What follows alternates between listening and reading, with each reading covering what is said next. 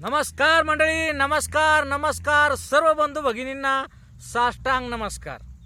मित्रांनो, आज आपल्यासाठी एक नवीन प्रसंगाचा नवीन व्हिडिओ मस्तपैकी घेऊन यायचं ठरलं, म्हणून आवर्जून आज तुमच्या समोर विषय मांडण्यासाठी आलो. विषय चांगला आहे, धंद्याच्या बाबतीतला आहे, दोन पैसे मिळकत भेटन असा आहे की बा आपल्याला दोन पैसे कमावता यावेत. आजकाल या धकाधकीच्या जीवनामध्ये खूप काही बिकट परिस्थिती तयार झालेली आहे. सर्वसामान्य माणसाच्या पाठीवर महागाईचं एवढं मोठं ओझं तयार झालेलं आहे की घर प्रपंचाचा गाडा हाकणं एवढं साधं राहिलेलं नाही, एवढं सोपं राहिलेलं नाही. पण तरीही सुद्धा सर्व मंडळी निमूटपणे आपला संसार प्रपंचाचा कौटुंबिक खर्च पाणी व्यवस्थित धकवायचा प्रयत्न चालू आहे. भले आपल्याला जे काम करता येईल, हाताला जे काम भेटन ते काम करून आपलं पोट भागवायची व्यवस्था सुरू आहे, पोट भागवायचं काम चालू आहे. काय झालेलं आहे, सर्व जिकडं पाहावं तिकडं सुशिक्षित बेकारांची गर्दी झालेली आहे. जिकडं पाहावं तिकडं खोटी गोष्ट नाही, जिकडं पाहावं तिकडं सुशिक्षित बेकारांची गर्दी झालेली आहे. आणि या सुशिक्षित बेकारांच्या गर्दीमुळं रोजगार उपलब्ध झालेला नाही, उपलब्ध होत नाही. सर्व बट्ट्या बोळ झाला. जीवन कसं जगायचंय, महागाईला तोंड कसं द्यायचंय, प्रपंचाचं पोट कसं भागवायचंय याची प्रत्येकाला चिंता लागलेली आहे, काळजी लागलेली आहे. तरी सुद्धा या काळजीमधून बाहेर निघण्यासाठी आपण थोडक्यातला एक व्हिडिओ आणायचं ठरलं. आपल्याला काही सुझाव सांगायची इच्छा झाली की आपल्याला जर आपण धंदा टाकला, आपल्या प्रपंचासाठी बेकार हिंडल्यापेक्षा एखादं काहीतरी थोडा छोटासा व्यवसाय, छोटासा उद्योगधंदा जर सुरू केला तर आपल्या कुटुंबाला कुठं ना कुठं तरी हातभार लागल्याशिवाय राहणार नाही. तर काय आहे पहा, आपण जेवढे व्यवसायामध्ये उतरायसाठी मुलं तयार होतो, काही माणसं तयार होतात, मनात इच्छा तयार होतात. कुणाची तरी इच्छा असते की मी धंदा करायला पाहिजे, मायबापाच्या जीवावर फुकटचं खात बसल्यापेक्षा माझा पण या कुटुंबासाठी छोटा हातभार झाला पाहिजे. नंतर लग्न झाल्यानंतर मला स्वतःचा कारभार पाहणे, स्वतःचं कुटुंब चालवणे, त्याच्यासाठी माझ्याकडं थोडंफार तरी काही पाहिजे. नसल ही नोकरी पण हुनर पाहिजे, छोटा तरी माझ्याकडे धंदा पाहिजे, छोटा व्यवसाय पाहिजे, असं कितीतरी मुलाच्या मनात येत असेल, किती जणांना ठाणलं असेल, कितीतरी मुलांना छोटे छोटे उद्योगधंदे, छोटे छोटे व्यवसाय सुरू पण केले असतील. पण आज एक आपण विषय असा हाताळणार आहोत की भरपूरशी मंडळी धंद्यात उतरते आणि धंद्यात उतरल्यानंतर त्यांना माहिती होते की खरंच या धंद्यामधले धोके काय आहे, या धंद्यामध्ये नफा काय आहे, या धंद्यामध्ये तोटा काय आहे. हे उतरल्यानंतर माहिती झाल्यापेक्षा जर आपण अगोदर त्याची माहिती काढली, जर धंद्याचे सर्वांगीण जर विचार केला तर आपल्याला, मी सांगतो, आपल्याला धंद्यामध्ये तोटा होणार नाही, धंद्यामध्ये नफाच झाल्याशिवाय राहणार नाही आणि आपल्या व्यवसायाचा उदो झाल्याशिवाय राहणार नाही. तर आज मी जो एक विषय तुमच्या समोर मांडायचं विषय घेऊन आलो, विचार झाला की माझ्या बंधू भगिनी समोर काहीतरी सांगाव, काही बोध भेटाव, म्हणून हा एक व्हिडिओच्या रूपात विषय तुमच्या समोर मांडण्यासाठी थांबलोय, बसलोय, बोलतोय. काय मित्रांनो, एक शॉर्टकट मध्ये तुम्हाला समजन असा एक थोडक्यातला एक विषय सांगतो. तुम्ही भले त्याला एक विरंगुळा समजा, एक विनोद समजा, एक हास्यास्पद गोष्ट समजा, हसवणारी ती गोष्ट तुम्हाला सांगतो. त्या हसवणाऱ्या आज जरी तुम्हाला त्या गोष्टीनं हसवलं असलं तरी ती भरपूर काही तुम्हाला सांगून जाणार आहे.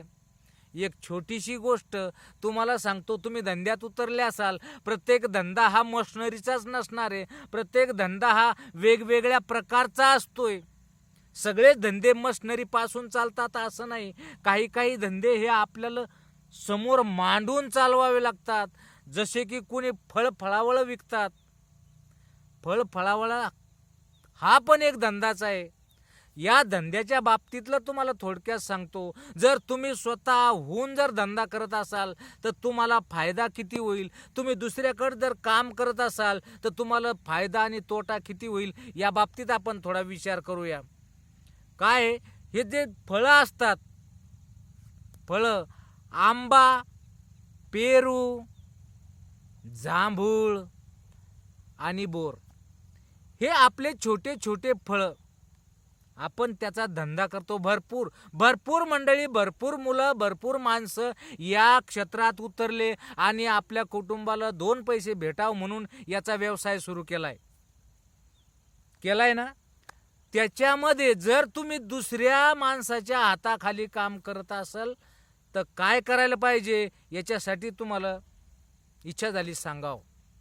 काय करायचं बघा बंधूंनो, ज्या टायमाला तुम्ही दुसऱ्याच्या हाताखाली काम करता थोड्या फार मजुरीसाठी, तो सकाळीच तुम्हाला सांगत असेल की जर हे फळं, आपण एक विषय छोटा नॉर्मल आणि लहानसा विषय घेऊ की बा तुम्ही बोरं विकायचा धंदा सुरू केला. आता निघलेत मार्केटमध्ये दुसरे मोठमोठाले बोरं निघलेत. आता ते बोरं जर विकायचा धंदा केला, तुम्हाला जर तुमच्या मालकांना एक बोरी भरून 20 किलो, 25 किलो, 50 किलो बोरं दिले की या गाडीवर जाऊन विकून आण, मी तुला दिवसाकाठी इतकी इतकी मजुरी देईन, जे ठरलेलं आहे ते 200 देईन, 500 देईन, 1000 देईन, मोजून देईल की ह्या मी 50 किलो दिलेलं आहे, हे 50 किलो जाऊन विक, या भावाने विक आणि इतके पैसे मला आणून दे. आपण लगेच हो म्हणतो. आपण त्या धंद्यामध्ये उतरायसाठी हो म्हणल्यानंतर आपण लगेच विकायला सुरुवात करतो. ज्या टायमाला विकायला गेल्यानंतर खूप काही अडचणीला तोंड द्यावं लागतंय आणि अडचणीला तोंड दिल्यानंतर त्या मालकाकडे आल्यानंतर त्याला पैसे द्यायच्या टायमाला तो जेव्हा कॅल्क्युलेशन करतो, जेव्हा हिशोब करतो, मी तुला 50 किलो बोरं दिली होती, या भावानं तू मला किती पैसे आणून देऊ राहिलास, हे जेव्हा तिथं विषय येतो त्या टायमाला तिथं तेवढे पैसे त्याला दिले जात नाही. परिणामी त्याचे बोलणे खावा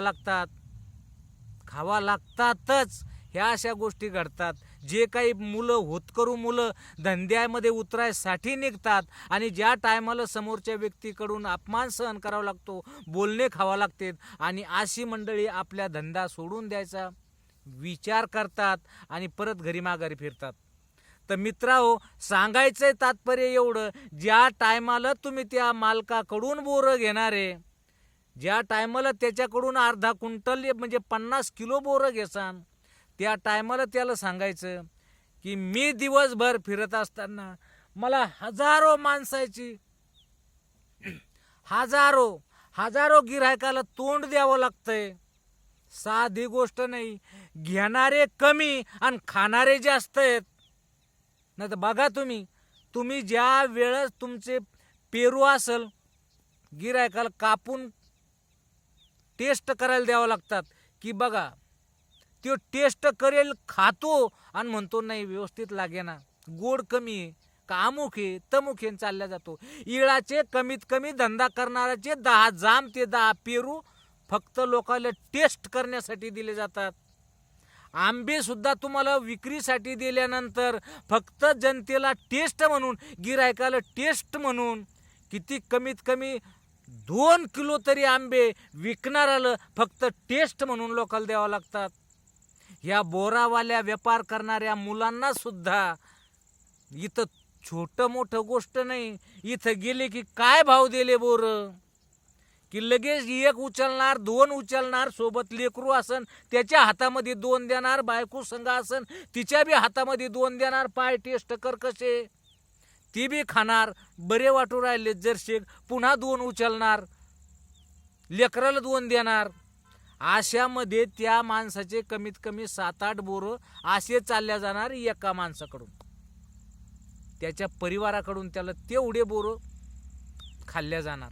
मग हा माणूस जर दिवसभर जर विकत असेल, काही नुसतेच खाणार आहेत आणि टेस्ट बरोबर नाही म्हणून चालल्या जाणार आहेत, आणि काही जण 4 बोरं खाणार आहेत आणि पावशेर घेणार आहेत, त्याच्यामध्ये त्याचं भरपूरसं नुकसान होणार आहे. माणसानं 50 किलो मोजून दिलं, इकडं 5 किलो तर नुसतं लोकांना खाल्लं, 45 किलोचे पैसे जमा होणार आहेत. आणि तिकडं ज्या टायमाला मालकाला भरून द्यायचा टाईम येणार आहे, त्या टायमाला तो म्हणणार आहे मी तुला 50 किलो दिलं होतं, तू 45 किलोचेच पैसे कसे देतो. त्यावेळेस तो त्यांना बोलणार आहे, अपमानित करणार आहे, उद्यापासून कामावर येऊ नको असं म्हणणार आहे. मग आपलं मन दुखणार आहे.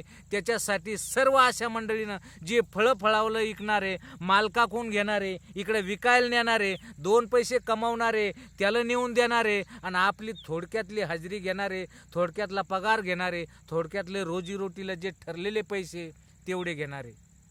मग त्याच्यापेक्षा लोकांचे बोलणे खात असताना त्याला पहिलं सांगायचंय, 50 किलो देत असन मी 5 किलोचे पैसे देणार नाही, बोलून चालून. कारण ही एक अशी वस्तू आहे, कोटगी म्हणता येईल, की जिला लोक खाल्ल्याशिवाय सोडत नाहीत.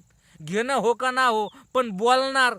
काय भाव दिले की 2 बोरं उचलणार आणि खाऊन टाकणार. त्याच्या काही तोंडातल्या बोर खाण्याला त्याला काही हिशोब नसतो, त्याचे काही पैसे घेतले जात नाहीत.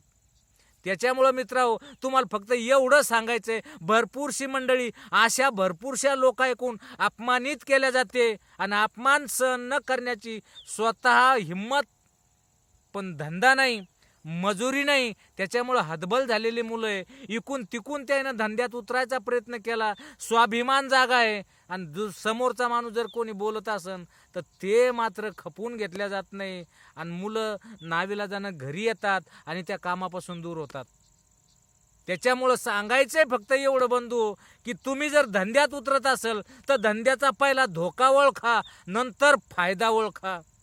अगोदर फायदा पासान आणि नंतर धंद्यात उतरसान तर तोटा झाल्याशिवाय राहणार नाही, धंदा बंद करायचा टाईम आल्याशिवाय राहणार नाही. म्हणून सांगतो, तुम्ही कुठलाही धंदा करा, प्रपंचासाठी, कुटुंबासाठी, पोट भरायसाठी. कामाची लाज नाही.